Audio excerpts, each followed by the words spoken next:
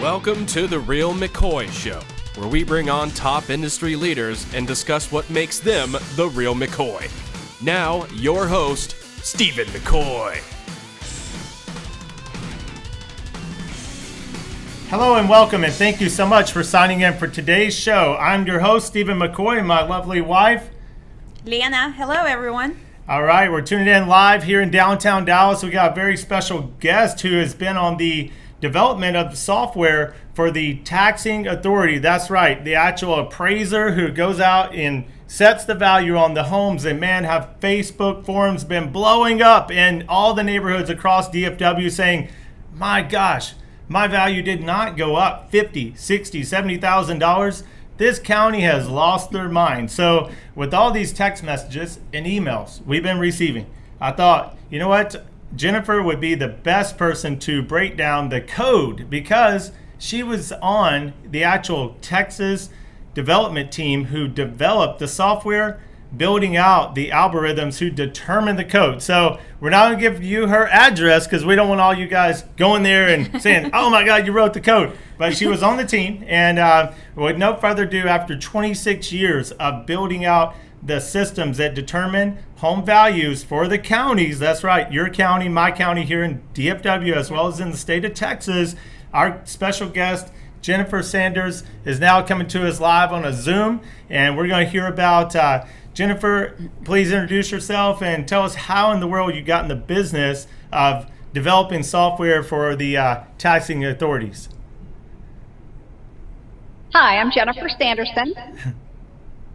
I actually started in appraisal back in early 90s in Wichita, Kansas. I was a county appraiser, went out in the field and measured homes, did that for 7 years, started in real estate and then moved over to commercial, eventually moved up to Topeka, Kansas and continued on there, and then moved to Virginia, right out Washington, D.C., to help with new software that they were getting to appraise homes for the county. So I actually worked for the county implementing new software.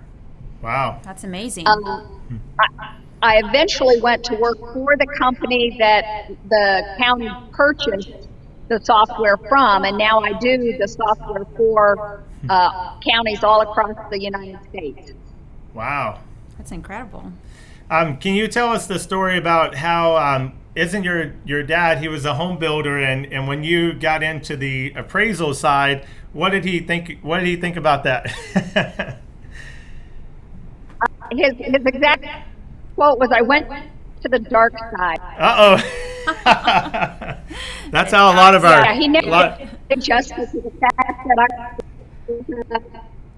that I work for the... So Having a little trouble. he never that I did as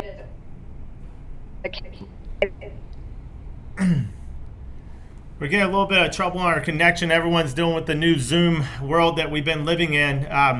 Let's see if Jennifer's back now on the connection. There you go. You're back. Yeah, I went. Yes. I went to software. Uh-oh. We're losing you. We're going to get it. Guys, this is what happens on live streams. So not all of the connections always work, right? Exactly. Yeah, so. It's okay. We're going to get you back. Okay. Ashley, there you go. You're back loud and clear. Maybe not. Okay, All right, can you hear me? Try it again. Yeah, we can hear you now. All right. There we go. So your dad said you went to work for the dark side, and that's how he transitioned into saying, why in the world did you go to work there, right? Oh, absolutely. Yeah. He always felt like county appraisers, which the perception is that the county appraiser, that the job is to keep raising values so that more taxes can be collected. Okay. And that's a perception that is held by virtually everybody all across the United States, in every county and every state. Mm-hmm. So you guys think that, you know what we say about you. No, I'm just kidding. Oh, yeah, no, I get it. Yeah. I had that same perception when I took the job there. Right. That the goal for us is to raise the value. But what most people don't realize. Absolutely. Yeah, and we are actually on the other side of that spectrum. Trying to fight it down. Right, where we are getting messages and calls to request, to get the comparables to show that their value is actually lower than what the assessed value by the county. And that's one of the questions that we had. If you, Jennifer, if you could explain to us or maybe give us insight on maybe a top 5 or a few of the most effective ways how a homeowner can protest their taxes and actually win. Is there such a way? Well, what you like I said, what people don't realize is that the county appraiser is not setting the taxes. Right. The tax by the mill levy that is set by the county commission and the different districts within that county. So whatever they set those mill rates at, that is used against the appraised value to come up with what your tax amount is. Okay. Right. So yes, your value on your property may be going up, but there's nothing that says that the county or the schools can't lower their mill rate to make the tax effect offset. Right. Unfortunately, most of them don't ever lower their mill rates. Once they get the money, they're happy with it. Right. What about the accuracy of the appraisal? I know on our case, we've had quite a bit of a jump in our assessed value, and the comps that were used to produce that were actually, not quite apples to apples. And there were actually homes that had a pool versus not having a pool in our property. How do we deal with that as a homeowner? Great question. I think pools are one of those things in Texas. Quite a few people have pools. Right. I don't know that they necessarily, you ever get the money back that you put into a pool. Certainly on the market, you're not going to see a huge difference in value from pools. There is some value, but it's not quite as much as you paid to put the pool in the first place. Mm-hmm. Makes sense. So yes, you definitely want to look at how that compares to houses without pools. Absolutely. Right. Especially at this time. It's not as big a bump as you think. Yeah, we've been seeing more and more people getting pools and, inquiring about pool. I'm one of them. I agree. But, it's like call 3 people. Let's get a bid. Pools Let's see what's being going closed, on. we really have given it a serious thought. So Right. We're definitely on the way there. We are. We're on the way there. You heard it here first. So you'll see the trucks digging. There'll be tractors in our yard by next week, according to the boss. There's a little bit of lead time, but lead they'll time, get there. yeah. Lead time. Yeah. So, Jennifer, let me ask you this. So, being that there's that mill rate, which is somewhat out of our control as a consumer, what would be like another competitive advantage that a actual homeowner can protest and actually stack the odds in their favor? Maybe top 5 or top 3 bullet points. Whether that's, is there a variance in square footage? Is there a variance in condition? What would be maybe some items that a consumer can point out to the county that can actually position them to win that price reduction or the value reduction? The first thing is to make sure that you really do have properties very comparable to yours. Yeah. So square foot is one of the factors. but also the neighborhood and the quality of the house itself. So Right. there's a big difference in neighborhoods. What a builder does on the interior in one neighborhood can be quite a bit different than what's in another neighborhood, whether it's builder quality cabinets versus something a little more custom cabinet. Right. So you do want to make sure that you're looking at homes that have those same features. So if you can find homes by the same builder in the same neighborhood, that would make a difference. That's important. Yeah. Very Of much. course, So. Yeah. the condition makes a big difference. I've seen people, with lots of pets and dogs, and the interior of the house in a couple of years looks pretty worn out, versus someone like my husband and myself. It's just the two of us, and we don't wear out a house quite like other Right. people do. Absolutely. And so Rose is going to go for a little more generally because of Right. that. So, Right.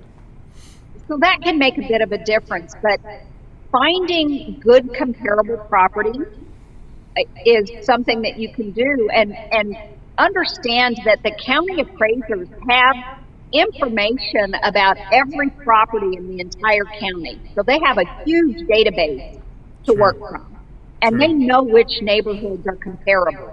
Right. Right.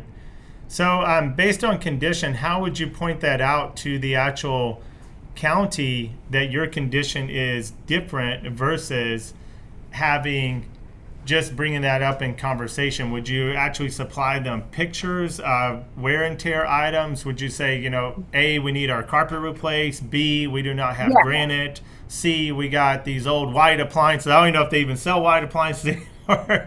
But would you actually supply pictures to the county with your protest, or would you just play that card? No, pictures. Yeah, pictures Okay. always work. Right. The more actual hard evidence that you have to show that there's an issue, you've got cracking, you've got the wear and tear issues, maybe structural issues that have cropped up. Right. Anything, Right. foundation, anything that you can bring forward to say, here's something that has really truly affected the value of the property. Even Right. sometimes damage from wind and stuff that is a little more than normal. So you may have to replace your entire fence because of a storm. Right. But remember, value is set as of January 1st, I believe, in Texas. And so if the damage happened afterwards, you have to prove that it was, that you really, I'm trying to think how to put this. Timing is everything on when the damage occurred and when it got Right. replaced. So there's actually, That window. Yeah. well, time. I was just wondering, is there actually such a thing as depreciation versus appreciation that the county is counting for, or is there even such a thing? Well, yes, there is. So you don't typically compare houses that are 30 and 40 years old to new neighborhoods. So when they're looking at comparables, age is a factor. And part of the software that we developed actually takes an age factor times the square footage to come up with a factor that we can use for comparables. But mostly they take and group neighborhoods by the overall age of the neighborhood. So unless you're in an area that has a huge mix of young and old properties, which a lot of your old town areas do, Right. most neighborhoods they're building nowadays, everything gets built out in a 3 to 5 year period. All those houses are going to be very comparable. So unless you Right. have a lot of difference in condition, you're looking at pretty good comparables. Right. That's true, Like, and- kinda like Dallas neighborhoods. Right. What about yeah. in that I'm sorry, I was going to say in that new home community where you have the base price going up as cost of materials go up, and for example, our home was built in 2015. Now they have brand new 2020 homes, and 2019 is what they're calculating. So I was mentioning about the window. So the window is actually just heads up for the viewers out there. I went to protest my taxes, or we do every year, and one year I had all my comps ready. I was ready to win this protest. I was there to get the value down, and lo and behold, some of my comparables were not in the time frame that the appraisers deem reliable. And what that time frame is actually February 1st of 2019 all the way to January 31st, 2020. So you would think it's calendar year, but their calendar year is calculated differently. So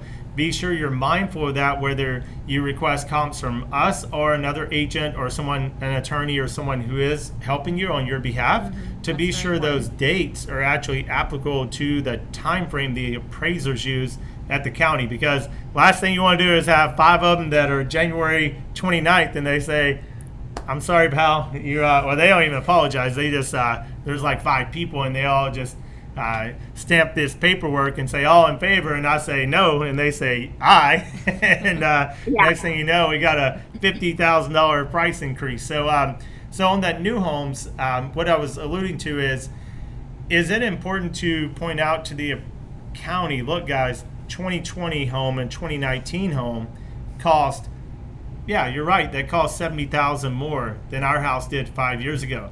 So is that any weight? Or are we just a part of that neighborhood now, and we have to accept that as our new price or our new tax evaluation? Value. Well, what it really comes down to is, if you sold the home, would you sell it for that, or would you want to get more for it? Right. If you can't honestly look at the house and say to yourself, I would sell it for what the county had, I'd be happy to get the value that the county has. If you honestly think you could get more for it than the county has on it, you're kind of out of luck. If you think that their appraisal is more than you'd be willing to accept as a seller, then you have to go out and do the job to find the comparables. To show them. Right. Because I guarantee you, the county, for the most part, especially in new home areas, they're going to be pretty spot on. You're going to have some good evidence that the house has issues that aren't made what they've set that value at. Because they really do have a lot of data at their fingertips, and they have some pretty decent software to run the numbers and figure out how statistically it all fits together. So don't come up with an unrealistic expectation. Yeah, the county appraiser is required to be at market value, which means the seller. Yeah. Okay. So that sounds like some key points. So number one, you want to be sure you're within that time frame. You want to, if you're claiming that the condition is subpar to the comparables that the county's deeming as a comparable to your home and raising the value, then definitely provide, from what Jennifer is saying, provide pictures, provide comparable comps that what you would sell your home for on the open market today. And as licensed agents, Leanna and I can help you with that. You can text us. The information is going to be throughout this episode. We'll be sure it gets linked up. But as always, you can reach out to us, send us a message, and we'll send that out to you. We need your property address, your email to send it back to you. And, the deadline to protest is June 15th. So it's different for every county. For Collin County, it is June 15th. Excuse me, check your website. Yeah, see, that's why my wife is here. She keeps me in check. Yeah. Information on our page. Every county is different. So, yes.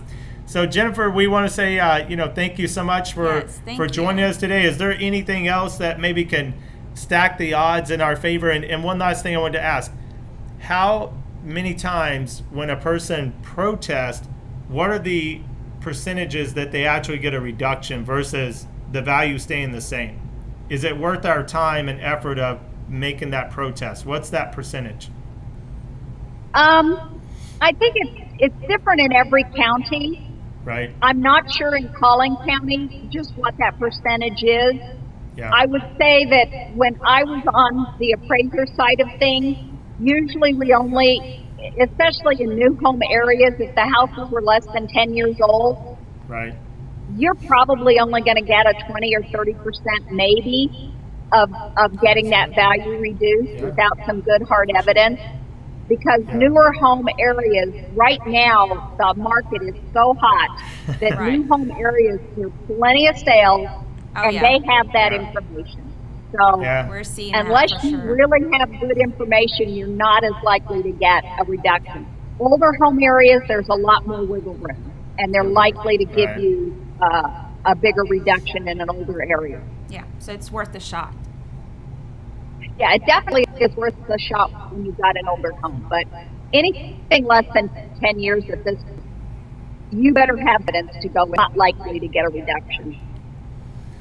Well, thank you so much for joining us on the show today. It was an honor. I wanted to hear it directly from the source, because a lot of times you read, a lot of blogs online, and you spend hours and hours trying to crack the code. And, as soon as we got our notice, you and your husband, Terry, are the first person I called, and I was like, how can we win? What is the thing? And Terry said, face it, man, the facts are the facts, And I'm like, no, there's got to be a better way, It's a hard pill to swallow sometimes. But. So tell Terry we said hello, and you guys have fun in Tennessee. Thank you for joining us today on the Zoom call there. All right. Well, thank you for having me. Awesome, guys. Thank you. Have a great day. So, Lena, looks like we got to do our comps. Number one. Yes. We don't take some stock photos from online and say, this is our carpet. It's all messed up. You think we should try that? We need a replacement. Yes. No, we're not going to try. The answer is no. We're not going to try that. So that's really, I mean, it takes work, and it's a more serious matter than most may think. That you just pull the data, but you really have to spend your time looking at everything, and like you said, stack the odds in your favor. True. By making the right moves. So we're definitely doing that. Yeah, so condition can be a number of things. It could be, like I said, kitchen. When we were flipping homes, the big value adds were always kitchen and bathrooms. Those are some of the bigger items that you're going to invest a lot of money in. So maybe if that home is not up to market condition, that would be the areas you want to identify, with those pictures. Not only carpet. I mean, let's face it, most homes, carpet's only $6,500 to $7,500, so for the whole house, and it's not going to give you a huge discount. But condition and maybe exterior. Also, if the roof is worn out, you probably have a new roof if you're in North Texas. So different things like roof on the exterior, foundation, which Jennifer mentioned, structure. So if your foundation is on a 4-inch tilt and you roll out of bed every morning, then you might get a discount on your taxes because it's not up to market value. Now, we still buy houses, so if you want to sell that house and get rid of that leaning foundation, then we'd be glad to pick it up. We buy houses fast for top dollar as well. So, what else would you add from that? So the price, the comps must match your home. Don't go getting, Fox and Jacobs. They're out of business. But I was thinking of Flips. Here I'm thinking of Fox and Jacobs. There you go. So be sure if you're pulling comps to get within the same. So when we price out a property on the open market, we're going to always go 200 above and below as far as square footage. And then be sure you're in the actual section of your community, because we all know that there's different build out levels, and that's what Jennifer mentioned. And it could be one builder versus another builder that could be $100,000 purchase price difference. So totally different. So you want to be sure you're in the exact, all in the same, everything matching. So have the same, have the similar square footage. Be sure you point out condition. Another thing would be train track. Maybe if you got a train, because we love our Light Farms community, but that train, it rolls about 4 or 5 times a day, sometimes in the middle of the night. So which is you get used to it, so don't move. Yes. No, it's good. I really think you get used to whatever you want to. So that's true. Except for some radiation from power lines. I'm just kidding. Oh my goodness. Or in airports. Yeah, airport. Hey, that's it. Yeah. Yeah. So, thank you guys. We will say once again, if you wanted help with those comps, we'd be more than happy to help you out. You can text me at 214-793-2712, or you can send us a private message since you don't want your address and email on our Facebook. But we look forward to you guys joining us next week. I'm going to have another very important person in the Metroplex, bringing some value other than beautiful Lena McCoy here. Oh, yeah, I was told this morning at 10 a.m. By the way, you're going to be on the show. With 1 hour. We got an hour to get ready. She's like, what? I'm not going on this show. Where's the agenda? Where are the questions? Where is everything? He's like, I don't believe in scripts. I don't do agenda. That's a live show. I said, that's why the live cars are rolling outside. It's not a green screen. This is it. So this is Alexa, us come in here real quick. On the whim. Alexa. That's okay. She's going to make her debut. Alexa Grace, calling 1, calling 2. So next week we are going to have Brian Phillips back on the show. We're going to talk about buying a home. And not only just buying a home, guys, there's a lot of myths out there on what it takes to buy a home in today's market. And what that down payment is, it's not what your granddad or your dad told you about 20% down. You can actually buy it as low as 5% and 3% on some conventional product. Alexa, are you coming? There she comes. I see her. All right, so you can buy that home with as low as 3% down. You want to avoid PMI, but I'm not going to give away the show. You want to come in next week. Come on in, Alexa, beautiful Grace. Go around all the cameras. We got multiple cameras in here. Come on in here. Come around the other side. Around the other side. No? Yeah, you get in the shot here. Raise you up so we can see you here. Raise up. Yeah, there you go. Step on that. All right. Alexa is our special guest, so she just finished a honor roll. She got all that from my beautiful wife because I barely made it through school, but that's why I ended up selling all these homes because I'm out in sales. But Alexa, you want to say hello to the Facebook world? Tune in next week, guys. All right. So a honor roll, Alexa Grace, and my beautiful wife Leanna. We're saying peace out till next week. See you then. Thanks for watching today's episode. Check out the links in the description to get more detail on our guest today and all things North Texas real estate.